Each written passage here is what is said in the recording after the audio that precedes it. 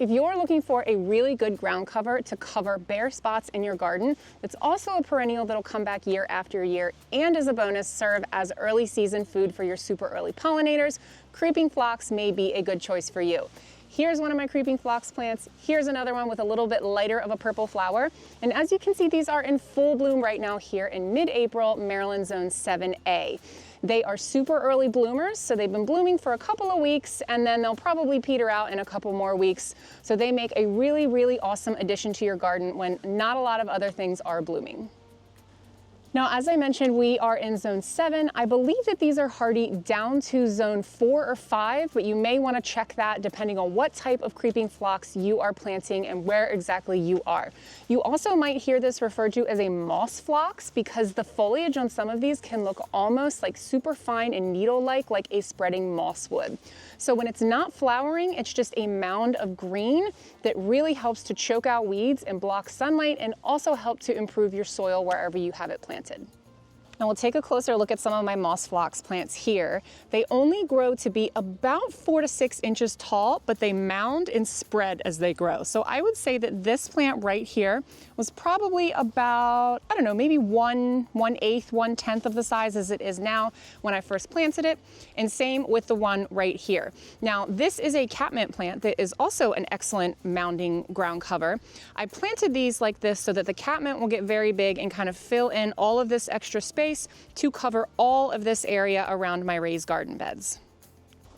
Now, creeping phlox has a very shallow root system, so as it grows, it will root itself into the soil. And I like putting it in between my raised garden beds for that reason. It will kind of fill out the space in an area, kind of like a liquid would, if that makes sense. It finds those openings, it grabs down onto the ground, and it spreads. And it's also super low maintenance. Once you plant it, you will have to water it to get it nice and established, but after that, you really don't have to do anything at all. It is super drought tolerant and very hardy. I don't water any of my creeping phlox plants. They do get some water when I'm watering the rest of the garden. If, for example, like we have a serious period of drought, but for the most part, once they are established, I ignore them and they continue looking super healthy and coming back year after year.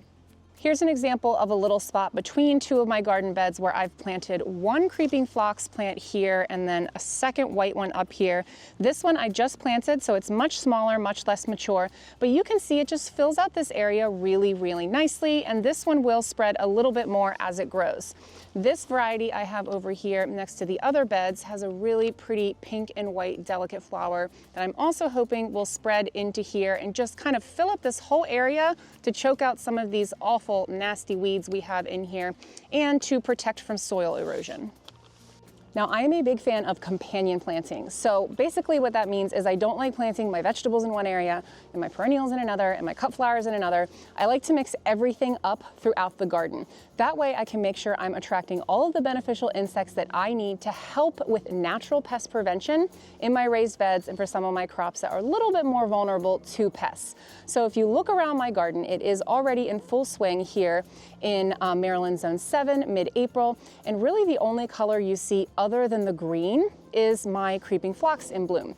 Now, while this isn't necessarily a pollinator magnet, it does serve as one of the only sources of pollen available this early in the season in my garden. So as things are waking up, there will be flowers in bloom around my garden this early to help attract the good bugs I want to be moving in and knowing that this is a great place for them to live all summer, which will in turn help me prevent all of those bad bugs naturally without having to use pesticides.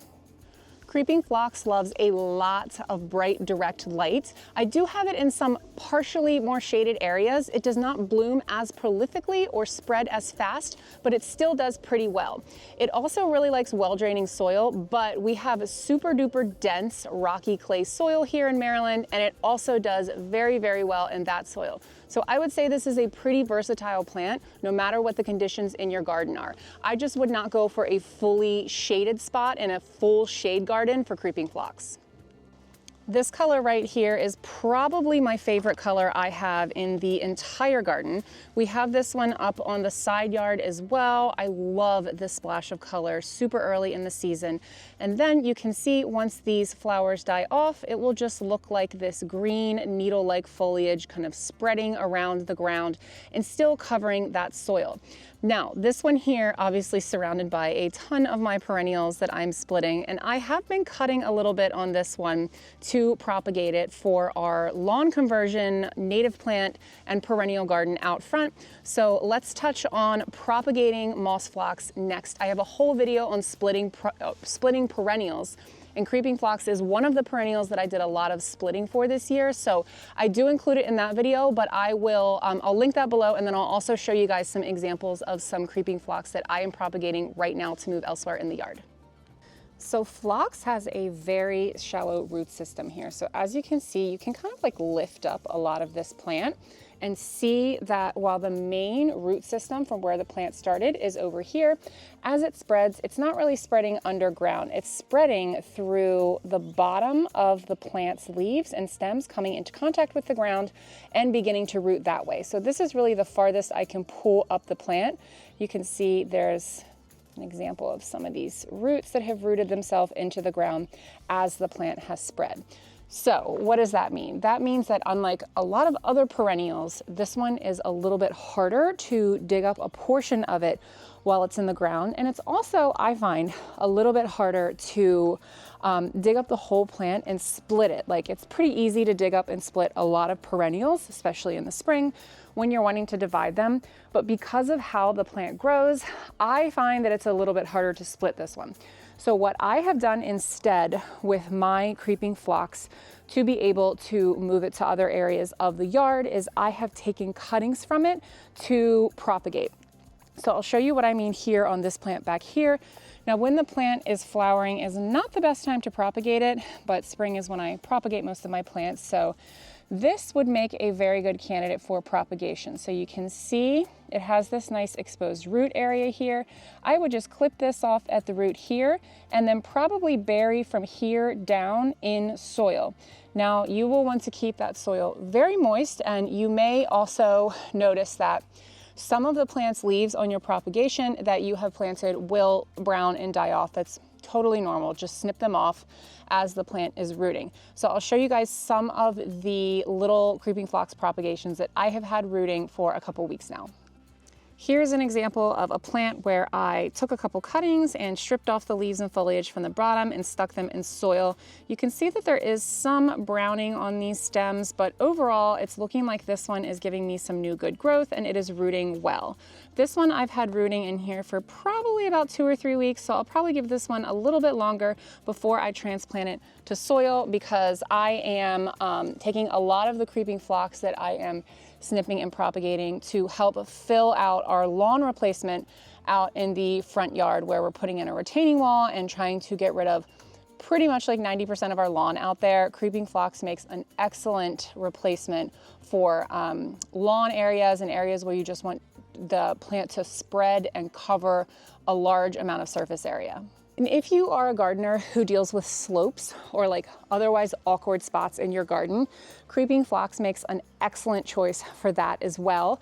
It's also really awesome for rock gardens. So we don't have a rock garden in our backyard, but we did put in a small pond last year. And this area was all grass before we converted this to landscaping around the pond. And as you can see, there are quite a lot of weeds popping up, all up in between these rocks. So this was the first creeping phlox plant that I planted here, hoping that it will eventually spread up between these rocks back here. What I am going to do is split off some of my propagations and plant them closer in around these rocks, so that hopefully we will have a lot more phlox to fill out some of these like weird growing areas where I really like to do a little bit more to choke out some of the weeds. So that about covers one of my favorite perennials, creeping phlox. If you have any questions about growing creeping phlox, drop them below in the comments. Until my next video, happy planting.